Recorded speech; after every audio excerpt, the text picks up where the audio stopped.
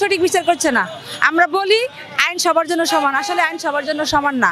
অপরাধ সব সরকারের আমলে হচ্ছে হবে, কিন্তু বিগত সরকারের কর্মকাণ্ড, এখনকার সরকার এসব নিয়ে আমি বলতে চাই না। আমি বলতে চাই আমরা মানুষ, আমরা সুস্থভাবে বাঁচতে চাই, আমাদের কন্যা সন্তানদের নিরাপত্তা চাই। আমাদের দেশের পরিস্থিতিটা এরকম হয়েছে, আমরা কোনো সুষ্ঠু বিচার পাচ্ছি না। কোনো অপরাধের যদি সুষ্ঠু বিচার হইতো তাহলে এরকম অবস্থা হইতো না। যে 8 বছর 7 বছরের মেয়েটা, আমি যে মেয়ে হয়ে উঠে নাই, হ্যাঁ, তার সাথে ধরনের কর্মকাণ্ড কি আদৌ ঠিক? আমাদের দেশের যে পুরুষ শাসিত সমাজ, আইনি ব্যবস্থা বলি, এই দর্শকের পক্ষে যেসব আইনজীবীরা দাঁড়ায়, তারা কি আদৌ মানুষ?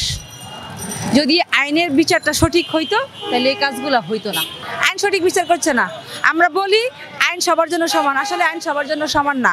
আমাদের নারী কর্মকর্তা আছে বিভিন্ন জায়গায়, মন্ত্রণালয়ে, বড় বড় এনজিওতে, অফিস আদালতে, কই তাদের তো কেউ ইফটিজিং করছে না, দর্শন করছে না, তাদের ক্ষমতা আছে বলে। আর যাদের নেই তাদের কি করছে? নির্যাতিত, এমনিতেই তারা নির্যাতিত, আরও নির্যাতিত হচ্ছে।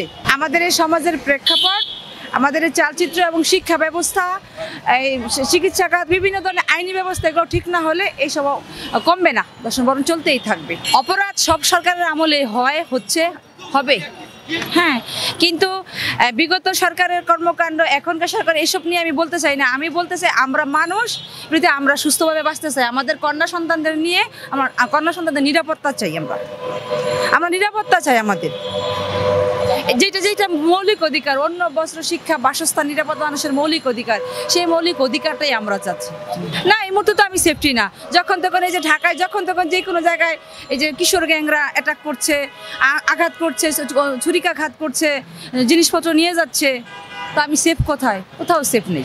আমরা যদি ধর্মীয় অনুশাসন মানি, ধর্মকে মানি এবং মানবিক হই, তাহলেই সম্ভব এখান থেকে বেরিয়ে আসা, তা নাহলে হবে না।